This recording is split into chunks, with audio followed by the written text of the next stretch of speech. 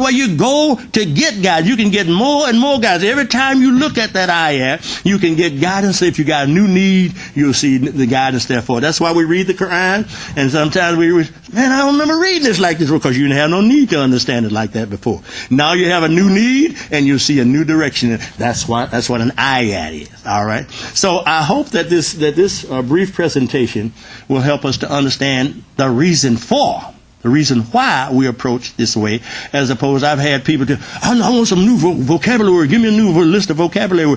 I could do that, but it wouldn't be serving a useful purpose. And maybe you might be impressed and would like it more if we did it like that. I learned 5 new words today. But if you don't know how they mean what they mean, you really are just a parrot. You're just a parrot. We just say, for instance, we say, Assalamu alaikum. If we understood the root meaning of salam, we would be so much better off. Just the greeting, salam, as-salam, coming from the word salima, which means to escape from danger. And as I was explaining to a brother today, because it will help us, that's the reason why I'm explaining that if we understood how you escape from danger, by way of putting things in order. Because if things are in order, there's no danger there, right? So a prerequisite to peace, as salam, a prerequisite to it, is order. And Allah invites us to order all throughout the Quran. He's showing us from time to time things that we say, well, why would Allah say, washamsi wa duhaha? Why are you bringing attention to the sun? I see the sun. But do you notice that there's such an orderliness about the sun and its appearance and what it does? Until you can count on it. Even if the clouds covered up, you know it's still there. You say, well, it's 10 o'clock. I ain't seen the sun all day, but I know it's up there. And when the clouds break away, the sun will be where it should have been at that time. That's order. That's order. And Allah says to us in the Quran, Sabbi hismi rabbikal a'la.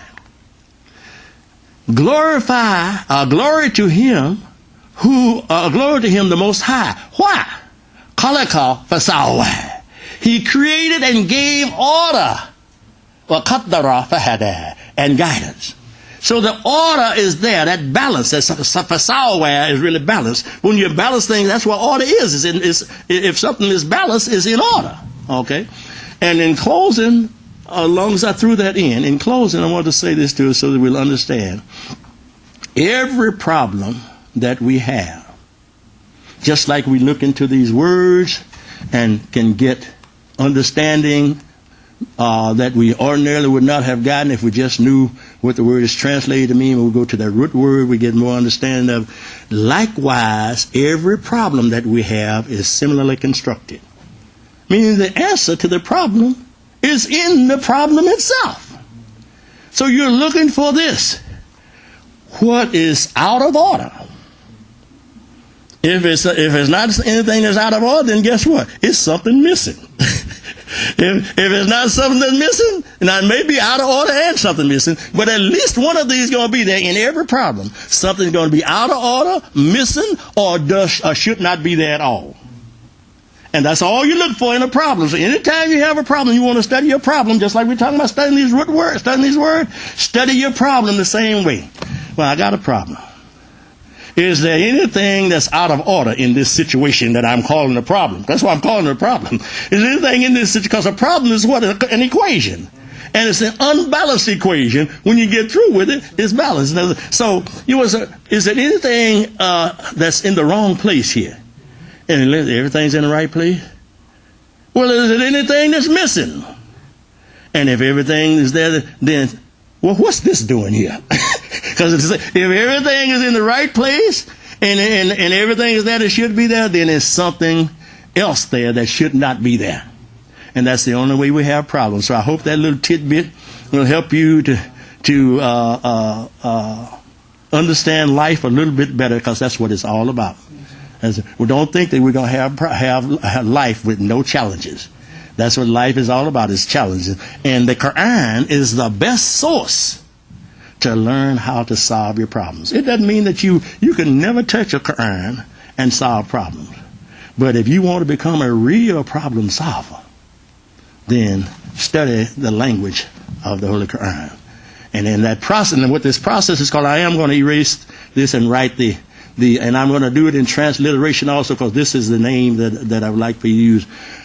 I'm going to erase all this we have up here now and write what this whole process is called, okay? This process that we're using, all of this is classified under one name. I'll write it in Arabic, and then I'm going to write the transliteration. All right.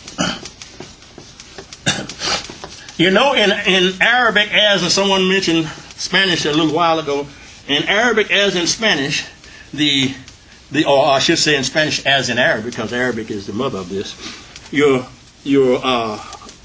description or your modification, the words that modify the adjectives, they come after the noun or whatever is describing. If you want to say fat boy, in Arabic you say boy fat. Okay, that's how it would be. So we're talking about Arabiya,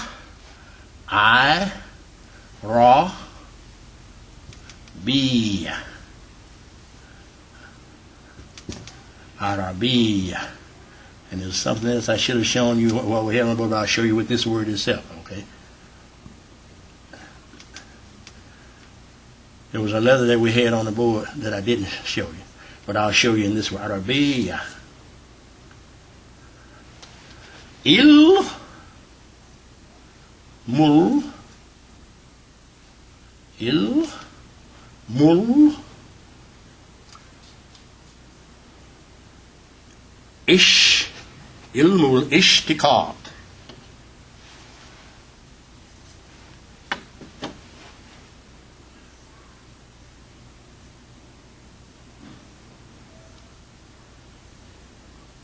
All right.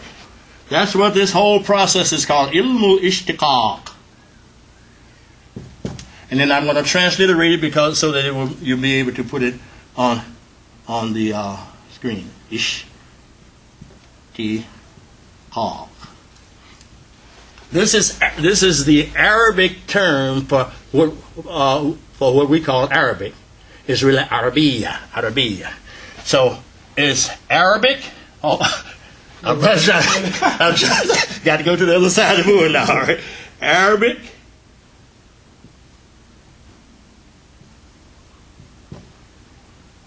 Science. This ilm. Ilima, to know. Ilm. That should be ilmun, but it's pronounced llmul-Ishtaqaaq. Arabic. Science.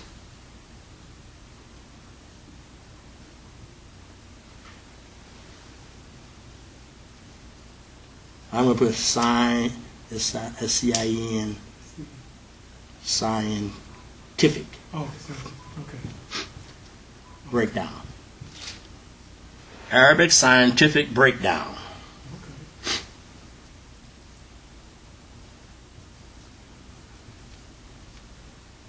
That's what we're doing. That process that I was showing you earlier in the lesson is the scientific breakdown of the Arabic language.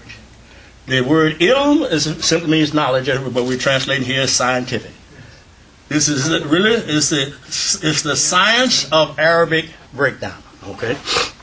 Okay. So this is the name of the process that we use. llmul-Ishtaqaaq. Oh, let me write that. Transliterate this also. So I don't like transliterating, but for the sake of what we have, transliteration would be like this. Oh, I'm still on the wrong side of the book. Okay. llmul-Ishtaqaaq.